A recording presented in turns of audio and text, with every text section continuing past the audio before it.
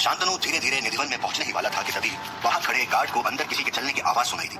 उसने टॉर्च दिलाकर चारों तरफ देखा तो शांतनु चोरी छुपे अंदर जा रहा था। शांतनु को देख वो गार्ड चिल्लाया और दूसरे गार्ड को भी इत्तला किया, अरे पकड़ो, अंदर कोई है। ये सुनकर दूसरे गार्ड भी अंदर चले आए और शांतनु ये देखकर घबरा गया और अब वहां से भागने के उपाय खोजने लगा। लेकिन उसको सब तरफ से गार्ड्स आते नजर आ रहे थे, इसलिए वो निधिवन के दूसरी छोर की तरफ भागा। वो भाग ही रहा था कि तभी अचानक से कोई उसके सामने आ गया, जिसे देख शांतनु घबरा के नीचे गिर गया। अंधेरे में सामने खड़े व्यक्ति की शक्ल ठीक से दिख नहीं रही थी। शांतनु ने अपने मोबाइल की फ्लैश चालू की और उस व्यक्ति का चेहरा देखा तो वो व्यक्ति कोई और नहीं बल्कि अनूप था। अनूप के इस तरह सामने आने से शांतनु एकदम से डर गया था। शांतनु को जैसे ही पता चला कि वो अनूप था, शांतनु ने उसका हाथ पकड़ा और उसके साथ एक पेड़ के पीछे छुप गया। अनूप, तुम यहाँ क्यों आए? लेकिन अनूप ने हमेशा की तरह कुछ भी जवाब नहीं दिया। शांतनु पेड़ के पीछे से उसे ढूंढ रहे पहरेदारों को देख रहा था। फिर से जैसे ही अनूप की तरफ मुड़ा, अनूप वहां पर नहीं था, इसलिए शांतनु घबराया और वो अनूप को ढूंढने के लिए यहाँ से वहां भागने लगा। तभी अचानक पीछे से एक पहरेदार की आवाज आई, इसे ढूंढ रहे हो? शांतनु ने पीछे देखा तो एक पहरेदार ने अनूप का हाथ पकड़ा हुआ था और शांतनु इस तरह अनूप को देख चुपचाप वहीं पर खड़ा रह गया। दूसरे पहरेदार भी धीरे धीरे कर वहां पर आने लगे और उन्होंने शांतनु और अनूप को घेर लिया। इतने बड़े हंगामे के कारण बाहर खड़े बिरजू महाराज और उनके लोग अपना डिवाइस लेकर वहां से भाग गए थे। दूसरे दिन सुबह सुबह धर्मशाला के बगीचे में बहुत बड़ी मीटिंग रखी गई थी। वहां पर धर्मशाला के लोग, कुछ पंडित और रात को जिन पहरेदारों ने शांतनु को पकड़ा था वो सब वहां पर थे। शांतनु, साक्षी, अनूप और उसके माता पिता भी वहीं मौजूद थे। अनूप अपनी मम्मी के पीछे छुपा हुआ था और सब कुछ देख रहा था। अनूप के पापा शांतनु के पास खड़े थे।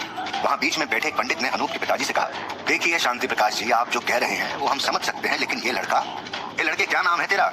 शांतनु की तरफ देखकर उसका नाम पूछा। शांतनु? हाँ शांतनु, ये लड़का आपके बेटे की मदद कैसे कर सकता है? आपकी वजह से अब उसे भी निधिवन जाने की प्रेरणा मिली, जबकि वहां पर साफ साफ लिखा है कि वहां जाना मना है। लेकिन सब इनकी कोई गलती नहीं, वहां जाने का फैसला मेरा था। शांतनु ने समझाते हुए कहा, तो क्या तुम अनपढ़ हो? तुम्हें दिखता नहीं है कि मंदिर के प्रांगण में घुसते ही साफ साफ अक्षरों में लिखा हुआ है कि देर रात के समय निधिवन जाना मना है? उस पंडित ने गुस्से से कहा, मुझे मेरी गलती का एहसास है, लेकिन आप इस बच्चे का तो सोचिए। शांतनु ने कहा, यह बच्चा अपने कर्म की सजा पा रहा है, इसने ये पाप किया है। तभी पीछे से बिरजू महाराज आए और उन्होंने बड़े पंडित जी को समझाते हुए कहा, इन्हें माफ कर दीजिए पंडित जी, हम आपके क्रोध को समझते हैं, लेकिन बच्चे हैं ये दोनों, ईश्वर की लीला नहीं समझते, इन्हें जाने दीजिए। अब से मैं इनकी जिम्मेदारी लेता हूँ कि ये वहां नहीं जाएंगे।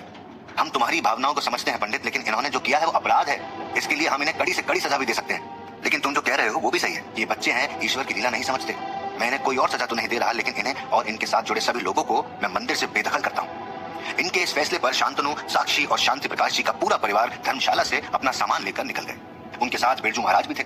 शांति प्रकाश जी ने शांतनु की माफी मांगते हुए कहा, बेटा मुझे माफ कर देना, हमारी वजह से तुम्हें इतनी बातें सुननी पड़ी। अरे नहीं अंकल, ऐसा कुछ भी नहीं है, इसमें आपकी कोई गलती नहीं है। यहाँ आने का फैसला भी मेरा खुद का था और निधिवन जाने का फैसला भी मेरा ही था।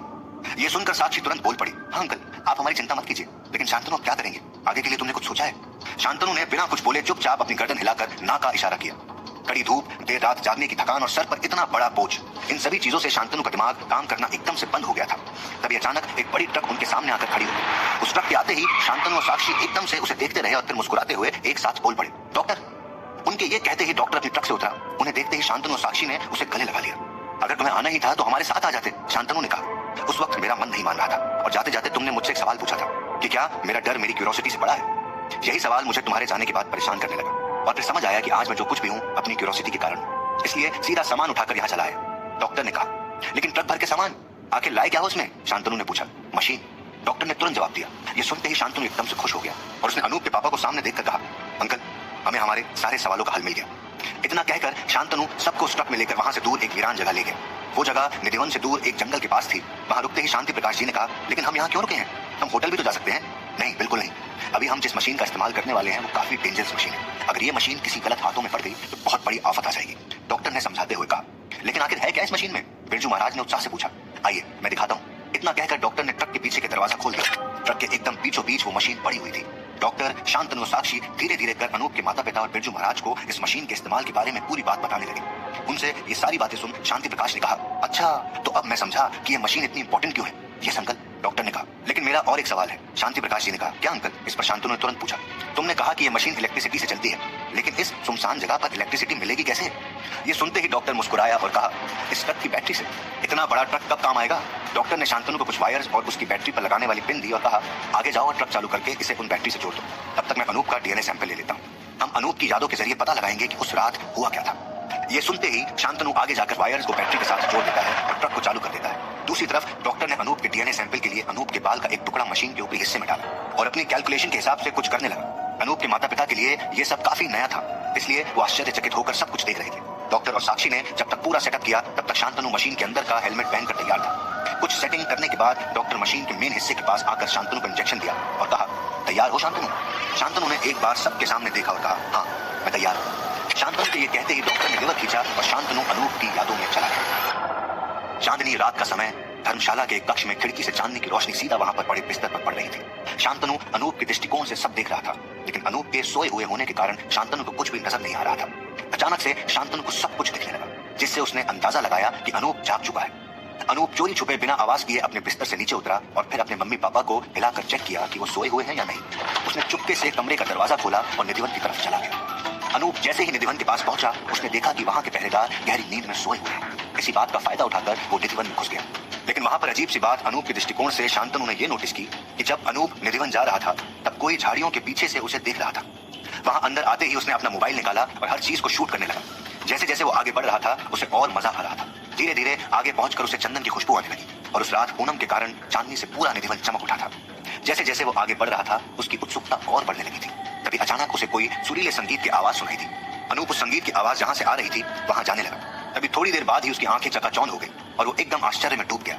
लेकिन शांतनु अनूप के दृष्टिकोण से कुछ देख नहीं पा रहा था, उसे बस अंधेरा नजर आ रहा था। उसने अनूप के दृष्टिकोण से देखने की बहुत कोशिश की, लेकिन उसे बस अंधेरा नजर आ रहा था। दूसरी तरफ डॉक्टर की मशीन और चालू किया हुआ ट्रक एकदम से बंद हो गई, इसलिए डॉक्टर पैनिक होकर बाहर बैटरी की तरफ भागा। उसने देखा कि बैटरी डेड हो गई थी। साक्षी ने ये सब होते देख तुरंत पूछा, क्या होगा डॉक्टर? मुझे नहीं पता, ये मशीन इतनी जल्दी बैटरी की पूरी पावर खा जाएगी, डॉक्टर ने कहा। तभी डॉक्टर की नजर शांतनु पर पड़ी। ये जाग क्यों नहीं रहा? क्या मतलब? साक्षी ने तुरंत पूछा। अरे मशीन को पावर नहीं मिल रही और मशीन बंद होने पर तो शांतनु को झटके से जागना चाहिए, लेकिन ये तो अभी भी सोया हुआ है। मुझे लगता है कि वो शायद वहां पर फंस चुका है। ये सुनते ही वहां खड़े सभी लोगों की आंखें बड़ी हुई और सबको बड़ा शौक लगा। क्या शांतनु हमेशा? एकदम अंधेरा, एकदम गहरा अंधेरा। शांतनु को कुछ भी नहीं दिख रहा था। वो अनूप के दृष्टिकोण से सब कुछ देख ही पा रहा था कि तभी अचानक इस तरह अंधेरा होने से शांतनु एकदम घबरा गया। मशीन के तर्क के हिसाब से उसे मशीन के बंद होने पर सीधा होश में आ जाना चाहिए था, लेकिन वो वहीं फंसा रह गया। शांतनु अनूप की चेतना में न कुछ बोल पा रहा था और न ही कुछ कह पा रहा था, बस अंधेरे में फंसा था। दूसरी तरफ डॉक्टर और साक्षी इस बात से हैरान थे कि आखिर शांतनु मशीन के बंद होने पर भी होश में क्यों नहीं आया। ये देख के उनके होश उड़ गए थे, क्योंकि आमतौर पे मशीन बंद होने पर शांतनु को वापस आ जाना चाहिए, लेकिन इस बार कुछ अलग हुआ। हाँ, लेकिन मुझे कुछ समझ में नहीं आ रहा है कि मशीन बंद होने के बावजूद ये होश में क्यों नहीं आ रहा है। डॉक्टर ने आश्चर्य में कहा, तुम्हारे पास कोई और रास्ता है इसे होश में लाने का? साक्षी ने कहा। साक्षी के ये कहते ही डॉक्टर ने पास पड़ी एक वाटर बॉटल से शांतनु पर पानी छिड़का, लेकिन शांतनु के चेहरे पर जरा भी असर नहीं हुआ।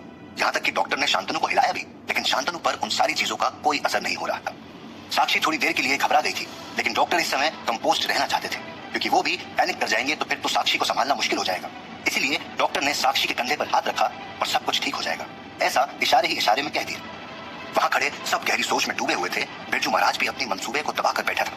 शांतनु के इस तरह नींद में रहने के कारण बिरजू महाराज भी अधिकतर चिंता में डूबे हुए दिख रहे थे। थोड़ी देर बाद डॉक्टर को लगा कि अब साक्षी को सच बताने का वक्त आ गया है, क्योंकि साक्षी से सच छुपाने का कोई फायदा नहीं। शायद सच बता देना ही मुनासिब है इस घड़ी में। शायद ये कोमा में चला गया है, डॉक्टर ने घबराते हुए कहा।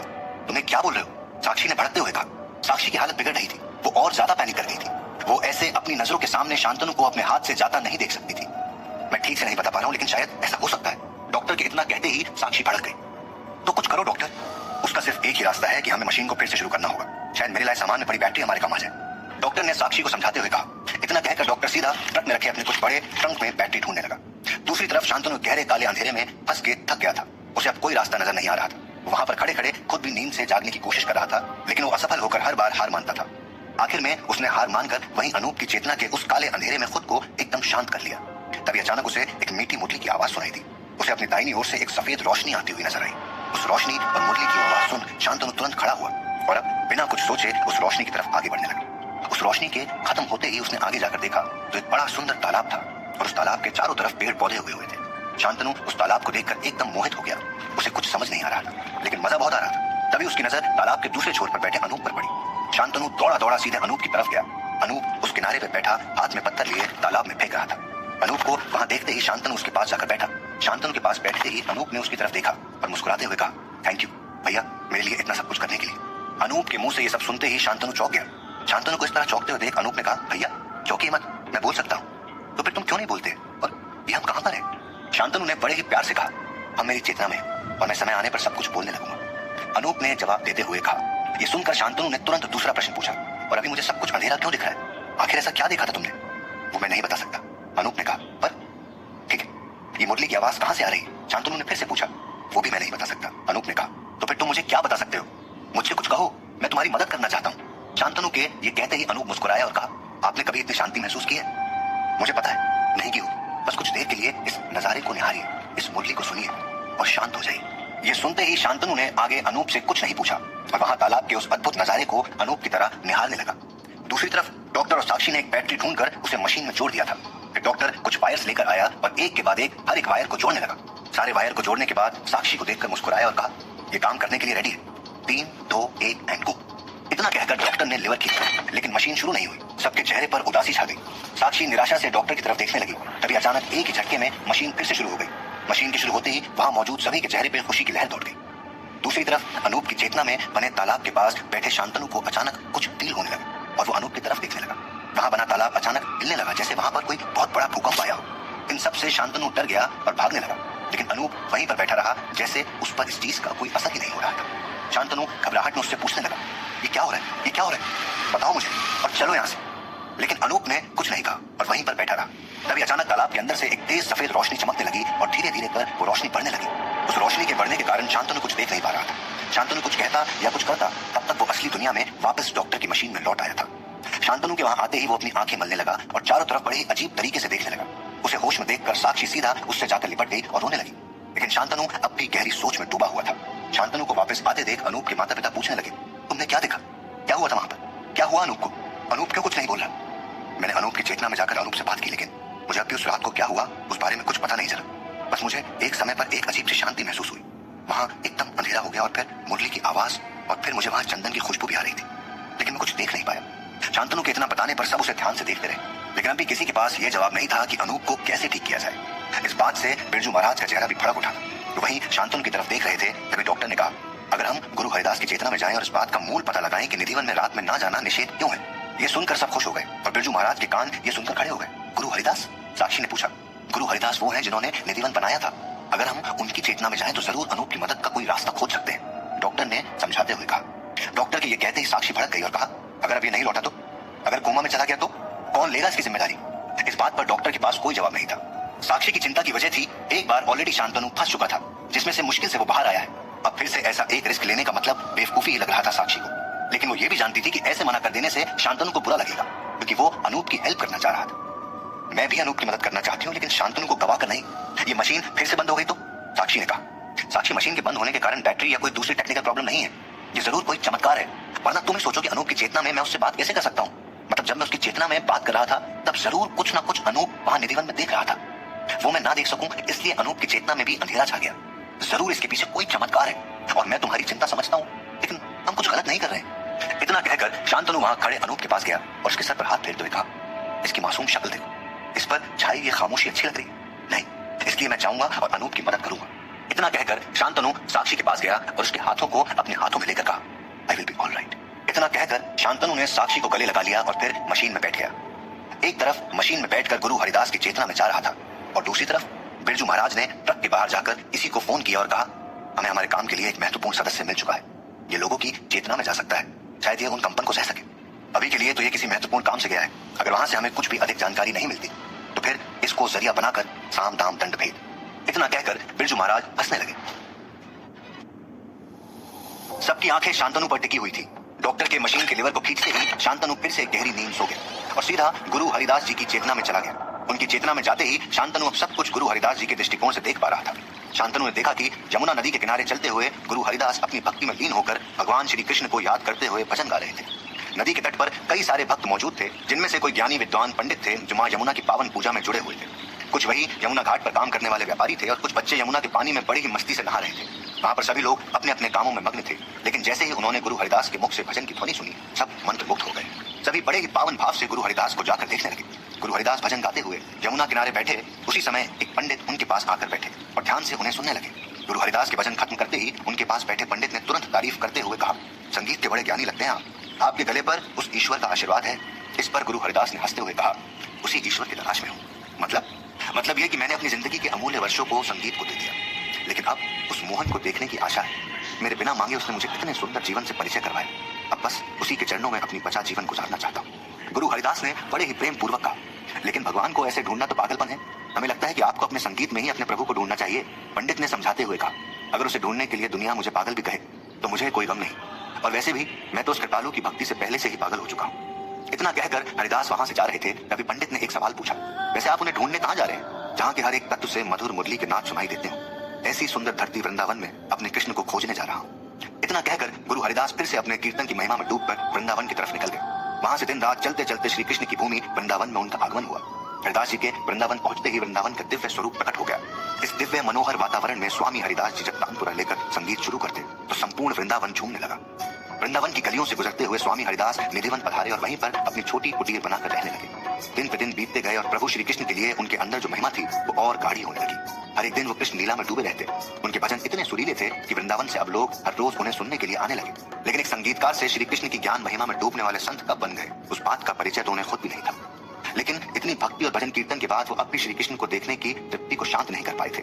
एक दिन उन्हें श्री कृष्ण को देखने की ऐसी इच्छा हुई कि वो बस अपना तानपुरा लेकर दिन रात भजन कीर्तन में डूबे रहे। उन्हें अब किसी बात का भान न था, वो बस अब अपने स्वामी को देखने की चाह रखते थे। लगातार कुछ दिनों तक कीर्तन के बाद अपने तानपुरे पर उनकी उंगलियां धीमे धीमे चलने लगी।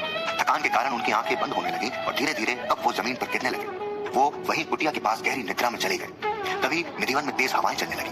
निधिवन से पंछियों की चलबलाहट बढ़ गई और वहां दिखने वाले मोर नाचने लगे और आसमान से सीधा निधिवन में स्वामी हरिदास की कुटिया के पास एक तेज रोशनी आने लगी। एक मधुर मुरली के नाद के साथ भगवान श्री कृष्ण और राधा जी स्वामी हरिदास के सामने प्रकट हुए।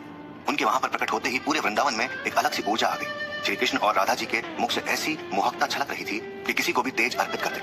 स्वामी हरिदास को भक्ति की निद्रा से जगाने के लिए भगवान श्री कृष्ण ने अपनी मुरली बजाना शुरू किया।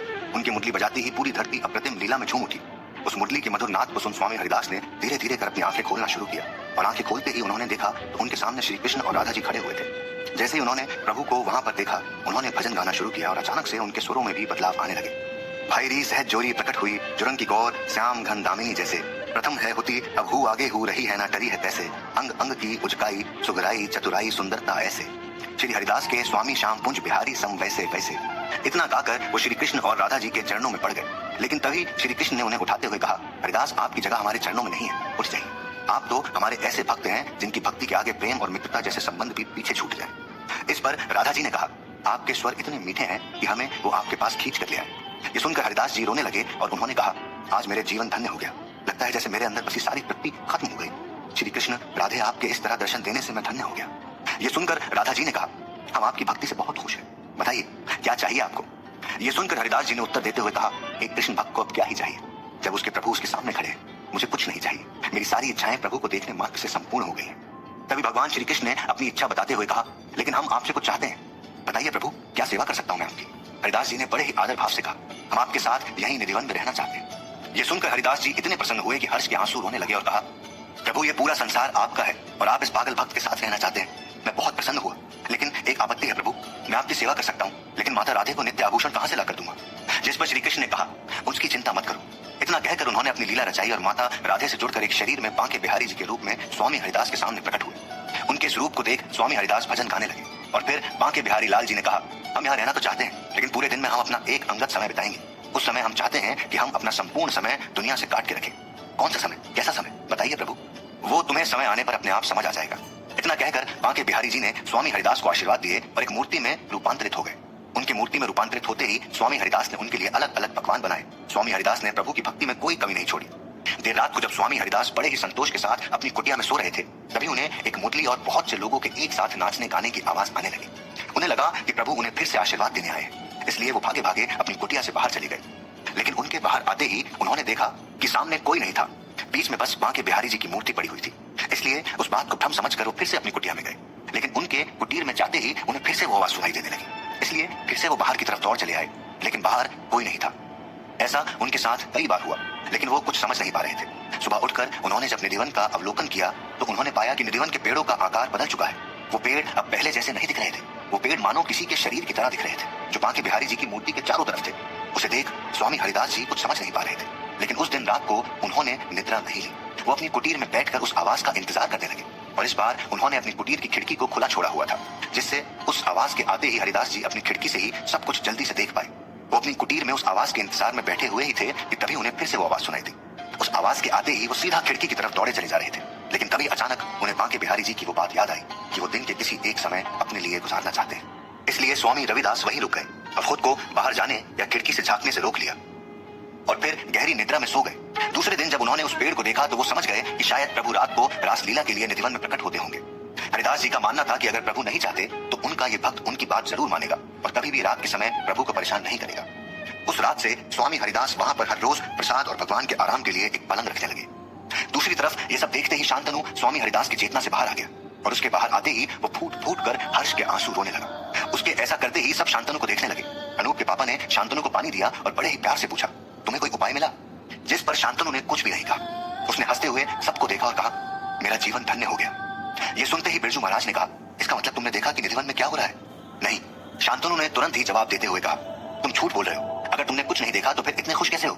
बिरजू महाराज ने भड़कते हुए कहा, जिस पर सब चिंता से बिरजू महाराज की तरफ देखने लगे। मैं झूठ नहीं बोल रहा हूँ, मैं खुश इसलिए हूँ क्योंकि अब मैं भक्ति के असली भाव को समझ चुका हूँ। साक्षी डॉक्टर, तुम दोनों मानोगे कि स्वामी हरिदास जी ने भी खुद नहीं देखा था कि निधिवन में रात को क्या हो रहा है, क्योंकि वो अपने प्रभु के आदेश के विरोध में नहीं जाना चाहते थे। ऐसे पवित्र भक्त। शांतनु ने बड़े ही प्यार से कहा, लेकिन ये सुन बिरजू महाराज और गुस्सा हुए और कहा, मैं नहीं मानता, तुम झूठ बोल रहे हो। अब देखो मैं क्या करता हूँ। इतना कहकर बिरजू महाराज जोर से चिल्लाए, आ जाओ तुम लोग। उनके ये कहते ही 3 लोग हाथों में बंदूक लिए ट्रक के अंदर चले आए। आखिर बिरजू महाराज क्या करना चाहते हैं? क्या बिरजू महाराज इन सबको मार डालेंगे? क्या शाम का समय हो चुका था। शांतनु हरिदास जी की चेतना से बाहर अभी सबको समझा ही रहा था, लेकिन तभी सबने बिरजू महाराज के बदले रूप को देखा। बिरजू महाराज ने अपने साथ 3 लोगों को बुलाया था जो हाथ में बंदूक लिए अंदर ट्रक में घुसाए थे। बिरजू महाराज के इस रूप को देखकर सब परेशान थे। सबके मन में एक ही सवाल था कि इन्हें हो क्या गया है। तभी शांतनु ने कहा, आप ये क्या कर रहे हैं? मैं कई महीनों से निधिवन में छुपा राज जानना चाहता था। रात के समय आखिर वहां पर होता क्या है? कुछ लोगों का कहना था कि रात को निधिवन में बांके बिहारी जी दिखते हैं, लेकिन वहां पर रात को जाने से लोगों की मानसिक परिस्थिति बिगड़ जाती है। इसलिए मैंने कई लोगों को अपना शिकार बनाया ताकि उनकी नई तकनीक से मैं अंदर का वीडियो बनाकर करोड़ों रुपए बना सकूं।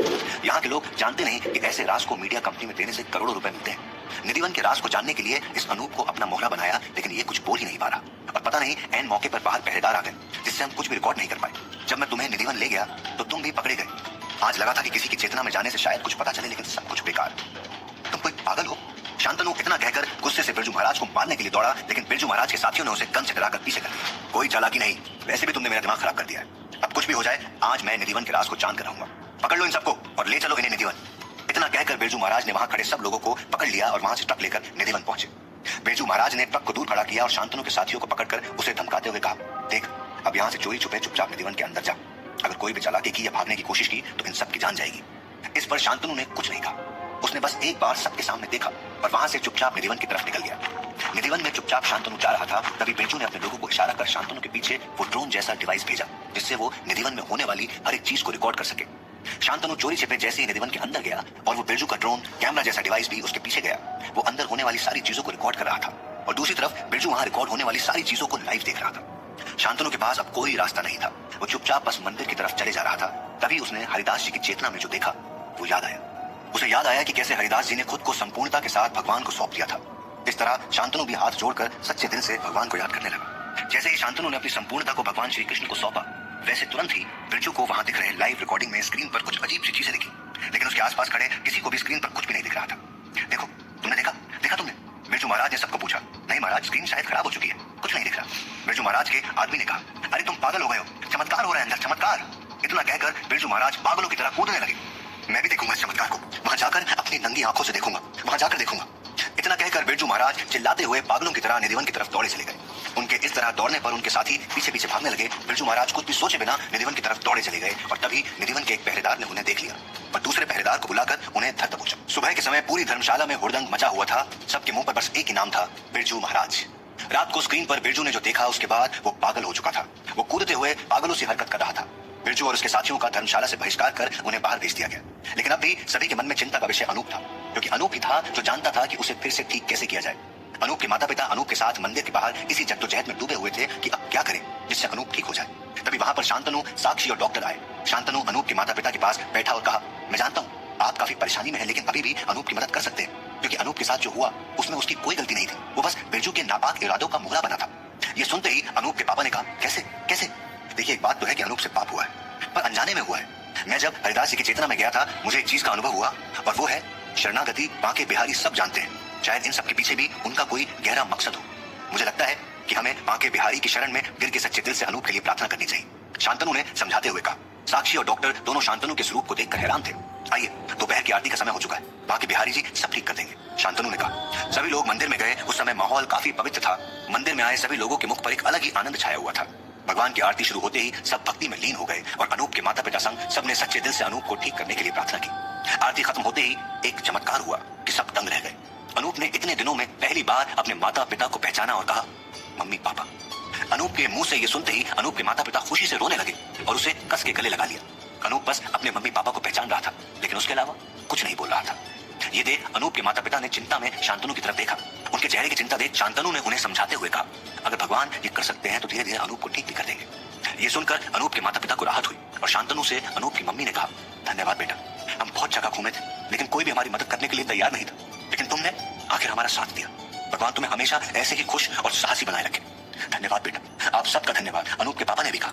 इतना कहकर वो लोग अनूप के साथ अपने शहर जाने के लिए निकल गए। दूसरी तरफ शांतनु, साक्षी और डॉक्टर भी डॉक्टर के ट्रक में बंबई अपने घर जाने के लिए निकल गए। ट्रक में दरवाजे के बाहर शांतनु बड़े ही आराम से अपनी गर्दन झुकाए रास्ते की खूबसूरती को निहार रहा था। साक्षी उसके कंधे पर सर रखे बड़े ही प्यार से शांतनु को देख रही थी और फिर अपनी आंखें बंद किए वहीं शांतनु के कंधे पर सोते हुए उसने कहा, शांतनु, मैं तुम्हारे स्वरूप से काफी खुश हूँ, लेकिन कोई लॉजिक नहीं, बस भगवान पर पूरा विश्वास। मैंने कभी नहीं सोचा था कि हमेशा लॉजिक की बात करने वाले शांतनु का ऐसा रूप भी देखूंगी। ये सुनकर शांतनु ने साक्षी को बड़े ही प्यार से चूमा और कहा, वैसे मैंने भी कभी नहीं सोचा था कि हमेशा चिंता में रहने वाली साक्षी इतनी रोमांटिक भी हो सकती है। शांतनु के कहते ही साक्षी ने बड़े ही प्यार से उसे गले लगा लिया। तभी अचानक शांतनु का फोन बजा। शांतनु ने स्क्रीन पर देखा तो कोई अननोन नंबर आ रहा था। शांतनु के फोन उठाते ही उसका कोई दोस्त बात करने लगा। हेलो, कौन? शांतनु ने पूछा। तभी सामने से शांतनु के दोस्त ने कुछ बताया और अचानक से शांतनु पैनिक हो गया। अरे पर लेकिन हुआ क्या? तुम ऐसे क्यों बात कर रहे हो? कौन है तुम्हारे पीछे? मुझे मुझे पूरी बात तो बताओ, आखिर तुम कैसे? हेलो हेलो, क्या हो रहा है वहां पर? हेलो, क्या हो रहा है? हेलो। शांतनु के इतना कहते ही सामने से फोन कट गया। शांतनु को ऐसे देखकर डॉक्टर और साक्षी ने पूछा, क्या हुआ? शांतनु, एक मिनट। इतना कहकर शांतनु फिर से उस नंबर पर कॉल करने लगा, लेकिन अब वो नंबर स्विच ऑफ आ रहा था। ओह, क्या हुआ शांतनु? साक्षी ने पूछा। मेरे कॉलेज के दोस्त ईशान का कॉल था। वो घबराया हुआ था और जल्दी में भी नजर आ रहा था, जैसे उसकी जान के पीछे कुछ लोग पड़े। उसने बस ये कहा कि यहाँ द्वारिका में एक बहुत बड़ा राज छुपा हुआ है जो कोई नहीं चाहता कि बाहर आए। शांतनु ने कहा, द्वारिका? ये तो वही जगह है ना जो भगवान श्री कृष्ण ने बसाई थी? साक्षी ने पूछा। हाँ, और यही वो जगह है जिसके अतीत में कई राज छुपे हैं, जो 7 बार नष्ट होकर फिर से जीवित हुई है।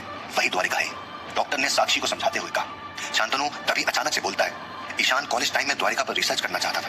दरअसल उसने अपने प्रोजेक्ट का थीसिस भी इसी पे बनाया था, लेकिन द्वारिका में ऐसा क्या था जो उस पर रिसर्च करने के लिए वो इतना बेचैन था? साक्षी ने पूछा। आखिर ऐसा क्या हुआ था जो श्री कृष्ण भगवान को मथुरा छोड़नी पड़ी और एक पूरी नई नगरी बनानी पड़ी? क्यों उनको रणछोड़ कहा जाता है? और क्या था ऐसा शाप जिसने भगवान तक को मजबूर किया? ये सब उसके रिसर्च पेपर थे। मुझे लगता है उसी के लिए वहां वो गया था, लेकिन बेचारा। शांतनु ने साक्षी को समझाते हुए कहा। तो अब? डॉक्टर ने पूछा। अब हमारा अगला डेस्टिनेशन द्वारिका होगा। पता नहीं ईशान कौन सी मुसीबत में है, शांतनु ने कहा, लेकिन वहां क्या खतरा है ये तुम जानते हो ना? डॉक्टर ने चिंता दिखाते हुए कहा। शांतनु ने इस पर कुछ जवाब नहीं दिया, मानो वो नई चुनौती के लिए तैयार था। साक्षी और डॉक्टर चिंता में शांतनु की तरफ देखते रहे। सुहानी सुबह का ठंडा वातावरण, सूरज की रोशनी से पेड़ों पर चमक रही ओस की बूंदें और द्वारिका के किनारे आ रही समुद्र की पानी की मधुर आवाज उस जगह को उत्सुक बना रही थी। शांतनु, साक्षी और डॉक्टर तीनों समुद्र के किनारे बैठे हुए थे। शांतनु गहरी चिंता में डूबा हुआ था। उसको मन ही मन चिंता सता रही थी। ईशान की चिंता उसे सता रही थी। तभी दूर से कोई काले कपड़ों में अपने सर को ढके शांतनु की तरफ आया। उसने शांतनु के पास आकर अपने चेहरे से कपड़े को चोरी छुपे हटाया। ईशान, तुम ठीक तो हो? शांतनु ने ईशान के चेहरे से कपड़े को हटाते ही गले लगा लिया। मैं ठीक हूँ, अब मेरी बात ध्यान से सुनो, ईशान ने कहा। साक्षी और डॉक्टर भी ईशान को देखकर कई सवालों के घेरे में डूब चुके थे। ईशान ने अपने शर्ट के अंदर से एक फाइल को निकाला और कहा, तुम्हें याद है मैंने तुमसे कहा था कि मैं एक रिसर्च टीम के साथ हूँ और यहाँ द्वारिका में रिसर्च कर रहा हूँ, लेकिन मैं नहीं जानता था कि इस रिसर्च टीम को कोई अपने मतलब के लिए फंड कर रहा है। ये फोटोज देख रहे हैं? हमारी टीम को कुछ 5-6 दिन पहले द्वारिका मंदिर में थोड़ी दूरी पर समुद्र की गहराई से 3 सोने के सिक्के मिले और रिसर्च करने पर पता चला कि वो सिक्के बहुत ही पुराने हैं। और जब मैंने ये बात सरकार को बताने की बात की तो मेरे सभी साथी मुकर गए और मैंने जब उनका इस बात पर विरोध किया तो उन्होंने मुझे बांधकर कैद कर दिया। इसी तरह मैं वहां से भाग तो आया हूँ, लेकिन अब वो मुझे मारने के लिए ढूंढ रहे हैं। उनका प्लान है कि वो और सोना ढूंढे और उसे अपने फायदे के लिए इंटरनेशनल मार्केट में बेच दे। लेकिन मैं चाहता हूँ कि हमारे इतिहास के बारे में, हमारे कल्चर के बारे में सब लोगों को पता चले। द्वारिका के बारे में लोग जाने कि ये मंदिर हमारे इतिहास में कितनी वैल्यू रखता है। ये सुनते ही शांतनु ने कहा, चलो पुलिस के पास चलते हैं। मैं गया था, लेकिन पता नहीं लोगों के पीछे कौन है। पुलिस वाले भी इनके साथ हैं। हमें उनसे पहले द्वारिका के राज को सबके सामने लाना होगा। तुम मेरी मदद करोगे ना? ईशान ने कहा। हाँ, लेकिन अभी तुम चलो हमारे साथ। शांतनु ने कहा। नहीं, मैं तुम्हारे साथ नहीं आ सकता। मेरी वजह से तुम लोग भी अलग मुसीबत में पड़ जाओगे। मैं तुम्हें कांटेक्ट करूंगा, लेकिन अभी के लिए मुझे जाना होगा। मैं तुम पर भरोसा करता हूँ शांतनु, प्लीज सब संभाल लेना। इतना कहकर ईशान बिना कुछ सुने चला गया। लेकिन लेकिन मेरी बात तो। शांतनु की बात पर ईशान ने ध्यान नहीं दिया और वो अपना चेहरा ओढ़ वहां से चला गया। शांतनु ने ईशान के जाते ही साक्षी और डॉक्टर के सामने देखा और कहा, हमें किसी भी तरह उसकी मदद करनी होगी, पर इसमें तुम क्या कर सकते हो? अभी हम द्वारिका से उससे जुड़ी कोई भी बात नहीं जानते और वैसे भी वो लोग खतरनाक लगते हैं, साक्षी ने कहा। तभी शांतनु ने अपने डॉक्टर दोस्त के सामने देखा और मुस्कुराते हुए कहा, वो मैं जानता हूँ, इसलिए हम एक दूसरा रास्ता अपनाएंगे। शांतनु, रिस्क है, यह बात इतिहास की हो रही है। तुम्हें लगता है तुम्हारा दिमाग इतनी क्षमता रखता है कि वो मशीन की भारी तीव्रता को सहन कर सके? डॉक्टर ने समझाते हुए कहा, मुझे नहीं पता, लेकिन अभी के लिए ट्राई करने में क्या जाता है, शायद हमें सक्सेस मिल जाए। शांतनु ने कहा, उस मशीन में बैठे इंसान के दिमाग से इंसान का दिमाग इतना ताकतवर है कि वो किसी भी परम ज्ञान को हासिल कर सकता है। ये मशीन इंसान के दिमाग को ट्रिगर कर उस इंसान के दिमाग के इस्तेमाल से ही उस जगह से जुड़े पात्रों से रूबरू कर उसे वहां का सच दिखाएगी। डॉक्टर के इतना कहते ही शांतनु ने कहा, चलो तो फिर आज सही समय, पर तुम जाना किसकी चेतना में चाहते हो? भगवान श्री कृष्ण की। पर शांतनु, अगर तुम श्री कृष्ण की चेतना से जुड़े तो तुम उनकी शक्ति को संभाल नहीं पाओगे। शांतनु, तुम ऐसा कुछ नहीं करोगे जिससे तुम्हारी जान को खतरा हो। साक्षी तुरंत बोल पड़ी, मैं तुम दोनों की चिंता और केयर समझता हूँ, लेकिन डॉक्टर, मुझे तुम्हारी काबिलियत पर पूरा भरोसा है और ईशान को मुझ पर। यह सुनकर डॉक्टर एकदम से शांत हो गया और कुछ सोचने लगा। ये सुनकर साक्षी जो कुछ कहने वाली थी वो चुप हो गई। ठीक है, फिर तुमने सोच लिया है तो चलो, डॉक्टर ने कहा। शांतनु, साक्षी और डॉक्टर तीनों अपने ट्रक में बैठकर उस जगह से दूर किसी शांत जगह चले गए। वहां पर पहुंचकर डॉक्टर मशीन के कुछ हिस्सों में बदलाव करने लगा और शांतनु मशीन के अंदर बैठ गया था। और मशीन में कुछ बदलाव करने के बाद डॉक्टर ने इंजेक्शन निकाला। इंजेक्शन को देखते ही शांतनु ने पूछा, ये किस लिए? ये तुम्हारे दिमाग को शांत करने में मदद करेगा। इतना कहकर डॉक्टर ने शांतनु को इंजेक्शन दिया। साक्षी ट्रक के बाहर खड़े होकर पहरा दे रही थी। शांतनु को इंजेक्शन देते ही डॉक्टर मशीन के लीवर के पास गया और कहा, आर यू रेडी? यस, ठीक है, 3, 2, 1। इतना कहकर डॉक्टर ने हैंडल को खींचा और मशीन जोर जोर से हिलने लगी और फिर एक तेज प्रकाश उत्पन्न हुआ। उस प्रकाश से डॉक्टर की आंखें चौंधिया गई। उसी तेज रोशनी के साथ शांतनु अपने दिमाग की पूरी तीव्रता से द्वारिका का रहस्य जानने के लिए पहुंच गया। घनघोर वर्षा और तेज कड़कती बिजली के बीच एक बड़ा सा महल नजर आ रहा था। अंधेरे के बीच एक वही महल चारों तरफ रोशनी प्रज्वलित कर रहा था। महल के चारों तरफ बहुत सारे सैनिक का पहरा था। एक तेज बिजली के कड़कने के साथ शांतनु किसी के शरीर में प्रवेश कर गया। शांतनु उसके आसपास घट रही सारी चीजें अब उस मनुष्य के दृष्टिकोण से देख पा रहा था। शांतनु ने देखा कि एक बड़े महल के एक भव्य कमरे में वो पहुंच गया है। चारों तरफ सोने की मूर्तियां, मजबूत स्तंभ और मखमली कपड़े से बने पर्दे शांतनु को मोहित कर रहे थे। तभी शांतनु ने दूसरे कक्ष में किसी के आने की आवाज सुनी। कृष्ण, ये सांपत अभी तक आए क्यों नहीं? इसलिए मैंने तुमसे कहा था कि मुझे जाने दो, लेकिन तुम माने ही नहीं। भ्राता बलराम, शांत हो जाइए। सांपत हमारा सबसे कुशल गुप्तचर है। आइए, तब तक हम कुछ वार्तालाप करते हैं, कृष्ण ने कहा। मुझे कुछ नहीं करना जब तक सांपत ना आ जाए। बलराम इतना कहकर अपने सिंहासन पर बैठ गए। ये सारी बातें सुन शांतनु समझ गया कि वो भगवान श्री कृष्ण के दृष्टिकोण से सब कुछ देख रहा था और उसके पास जो बैठे थे वो बलराम थे। वो उस बात से बहुत ही खुश था। तभी सफेद कपड़ों में अपने मुंह को मुखौटे से ढके एक आदमी आया और उसके आते ही बलराम बोल पड़े, कहाँ रह गए थे सांपत? आ ही रहा था प्रभु, बाहर वर्षा इतनी तेज थी कि कुछ दिख ही नहीं रहा था। सांपत ने कहा, हाँ ठीक है, अब बताओ वहां हुआ क्या है? बलराम ने पूछा। अरे शांत भ्राता, बैठो सांपत, शांति से बताओ कि क्या हुआ था। श्री कृष्ण ने कहा, प्रभु, मैं भेष बदल कर वहां आए योद्धाओं के बीच घुल मिल गया था। महाराज जरासंध ने एक बड़ी सभा बुलाई थी। धीरे धीरे कर श्री कृष्ण के गुप्तचर ने पूरी बात को विस्तार रूप से बताना शुरू किया। हस्ती और प्राप्ति दोनों खुद को संभालते हुए एक आलीशान भवन में पहुंचे। उस भवन के बीचों बीच एक बड़ा हीरो का झूमर लगा हुआ था। उस भवन की दीवार पर लगी मशालों की रोशनी सीधा उस झूमर से टकराकर पूरे भवन को प्रकाशित कर रही थी। उस भवन में दोनों तरफ बड़े बड़े स्तंभ लगे हुए थे और उन स्तंभों के बीच बची जगहों में सुनहरी मेज पर बड़े बड़े विद्वान हुए थे। उस भवन के आखिरी छोर पर एक ऊंचे स्थान पर एक अप्रतिम सिंहासन था। सिंहासन के बिल्कुल पीछे सोने से एक शेर का मुंह उत्कीर्ण किया गया था। सिंहासन पे बड़े ही ताव से महाराज जरासंध बैठे हुए थे। लंबा कद, आंखों में जोश और सिंहासन के पास पड़ी गदा उनकी शान बढ़ा रही थी। अस्थि और प्राप्ति को इस तरह सफेद वस्त्रों में देख उनकी आंखों से आंसू आने लगे। जिन बेटियों की शान पर बचपन से लेकर आज तक कभी आंच नहीं आने दी, ऐसी बेटियों की आंखों में आंसू देखकर वो बेबस बन चुके थे। वो उन्हें सांत्वना देने के लिए कुछ बोले उससे पहले ही अस्थि और प्राप्ति सीधे उनके गले लग गई और रोते हुए अस्थि ने उनसे कहा, पिताजी, हम इस तरह अपने मायके आकर बसने में लज्जा की अनुभूति हो रही है। ऐसा क्यों कह रही हो पुत्री? ये पूरा राज्य तुम्हारा ही तो है, अपने घर में रहने में लज्जा कैसी? महाराज जरासंध ने आश्वासन देते हुए कहा, बात वो नहीं, हमारा पूरा जीवन स्वामी कंस से जुड़ा हुआ था। अब उनके आधार के बिना जीवन अधूरा सा लग रहा है। अस्थि बिल्कुल ठीक कह रही, हमने कभी खुद को इतना बेसहारा नहीं महसूस किया। अब तक खुद पर काबू रखकर बैठी प्राप्ति भी बोल पड़ी, पुत्री, मैं तुम दोनों के दुख को समझता हूँ, पर तुम दोनों बिल्कुल चिंता मत करो। ये पूरा राजभवन तुम्हारा ही है। समय हर दुख का समाधान है। मुझे क्षमा कीजिए, पर हमें इस आश्वासन की कोई आवश्यकता नहीं है। प्राप्ति ने आवेश में आकर कहा। यह सुनकर महाराज जरासंध आश्चर्यचकित हो गए। उन्होंने प्राप्ति की आंखों में देखा और पूछा, फिर क्या चाहती हो पुत्री? तुम बताओ मुझे। प्रतिशोध। अस्थि और प्राप्ति दोनों एक साथ मिलकर गुस्से में बोल पड़ी। अस्थि और प्राप्ति के मुख से यह सुनकर पूरी सभा दंग रह गई। वहां बैठे सभी विद्वान एक दूसरे से कुछ न कुछ कहने लगे। तभी सभा में बैठे एक पंडित ने कहा, लेकिन वो तो आपके भांजे हैं और अपनों से पैर रखना धर्म के खिलाफ है। ये सुनते ही प्राप्ति ने गुस्से से कहा, और अगर अपने ही धर्म तोड़े तो? क्या हमारे पति को मारना धर्म के खिलाफ नहीं था? हमें इस तरह विधवा बना देना धर्म के खिलाफ नहीं था? अपने ही मामा को मौत के घाट उतार देना धर्म के खिलाफ नहीं था। आप इसे न्याय भवन कहते हो ना, तो आज ही वो समय है जब न्याय किया जाए। ये सुनकर पंडित बिल्कुल चुप हो गए। प्राप्ति की ये बात सुनकर सभा में बैठे सब गहरी सोच में पड़ गए और तभी एक दूसरे विद्वान ने कहा, लेकिन उनके पास पूरा मथुरा है, उनके बल के सामने हमारी सेना कुछ नहीं है। उनके पराक्रम के किस्से हम सब ने सुने हैं, वो कोई आम राजा नहीं है। और ये विद्वान कुछ आगे बोलते उससे पहले ही राजा ने अपनी गदा से उनके सर पर वार करना शुरू कर दिया। उनके अंदर अपनी बेटियों के प्रति जो प्रेम था वो गुस्से में बदलने लगा और उन्होंने गदा से बार बार वार करके कई लोगों के प्राण छीन लिए। जरासंध का पूरा मुख रक्त के छींटों से भर गया था। उनकी आंखों में गुस्से की ज्वाला इतनी तेज थी कि सब डर गए, सिवाय अस्थि और प्राप्ति के। जरासंध के इतनी बार बार करने के बावजूद वो दोनों बिना अपनी बल के झपकाए उनकी तरफ देखते रहे। उन दोनों को प्रतिशोध की आग ने अंधा बना दिया था। उस विद्वान को मारने के बाद जरासंध अपने सिंहासन पर गए और फिर एक तक पूरी सभा को देखते रहे और फिर गुस्से से कहा, चाहे कृष्ण कितना भी ताकतवर क्यों ना, चाहे कितना ही पराक्रम क्यों ना किया हो, पर उसकी मृत्यु तय है। अस्थि प्राप्ति, मैं तुम्हें वचन देता हूं कि कृष्ण की मृत्यु कर तुम्हारी प्रतिशोध की आग को मैं शांत करूंगा, चाहे इसके लिए मुझे पूरे विश्व को ही क्यों ना झुकाना पड़े। सांपत से ये सारी बात सुनकर बलराम और श्री कृष्ण ने एक दूसरे की तरफ देखा और दोनों एक गहरी सोच में पड़ गए। थोड़े समय सोचने के बाद भगवान श्री कृष्ण अपनी मुरली बजाने लगे और बलराम चिंता में उनकी तरफ देखने लगे। राजा जरासंध के प्रतिशोध की आग अब कौन सा रुख लेगी? जरासंध श्री कृष्ण